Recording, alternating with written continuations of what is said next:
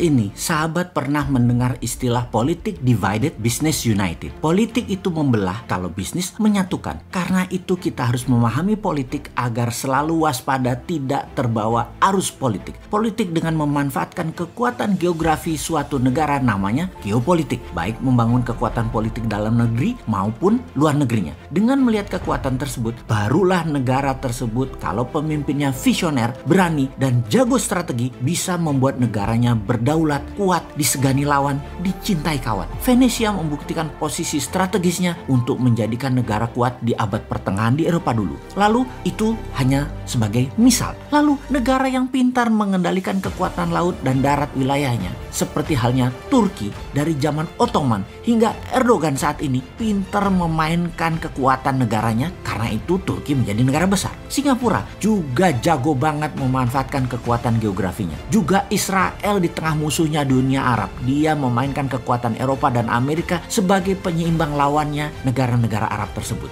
Banyak daerah strategi seperti Panama, Mesir, Taiwan, Hong Kong memainkan cantik wilayahnya. Namun banyak juga yang tidak pandai. Salah satunya adalah negara-negara Arab. Lokasinya strategis, sumber daya alam minyak dan gas strategis. Tetapi negara Arab tidak bisa menjadi negara superpower. Makmur iya, superpower atau negara besar, big country, tidak bisa, atau dibacanya tidak boleh. Jadi yang membuat tidak boleh adalah negara besar dan negara superpower. Mereka rule the world saat ini. Karena itu dalam kacamata pertahanan negara, negara besar punya nation interest, punya tujuan bernegara terhadap negara lain. Dan kita harusnya membaca dengan teliti, karena nation interest negara lain menjadi nation threat, negara lemah. Menjadi ancaman kedaulatan negara lemah, nation interest negara besar lainnya. Kita bahas ini sejak lama. Kita kembali lagi agar paham bagaimana cara bernegara agar menjadi negara berdaulat. Agar Indonesia tidak goblok-goblok amat seperti negara-negara yang tidak berdaulat lainnya. Kita ini harusnya lebih besar dari Turki,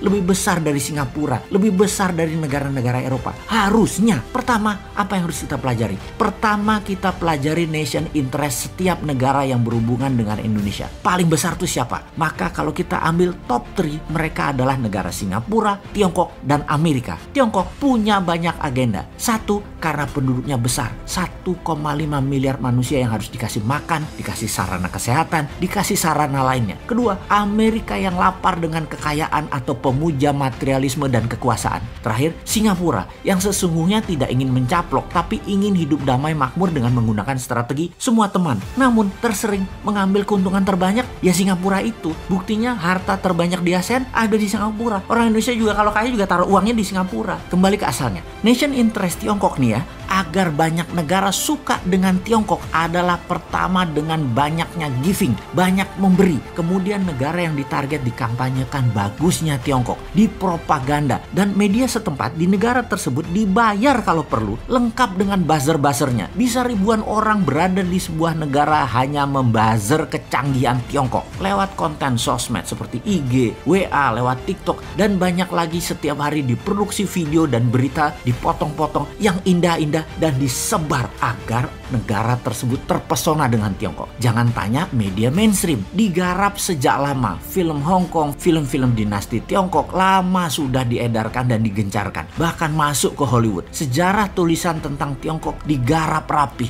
Itulah Kementerian Propaganda yang pegang dari Tiongkok. Semua informasi tersebut diorkestra dengan baik. Setelah media, apalagi yang digarap? Yang digarap adalah kebijakan-kebijakan bernegara, parlemen, dan partai-partai negara yang akan ditarget. Digarap setidaknya individunya. Orang mereka dalam tanda petik payroll, digaji, diopeni, diurusi, dimakmurkan dalam bahasa sederhananya. Namun bagi mereka yang tidak paham idealisme bernegara, semua itu seperti business as usual, kayak lagi bisnis biasa aja. Padahal mereka ini diarahkan untuk memuja Tiongkok, tetapi di kepala mereka ini bisnis kok gitu ya.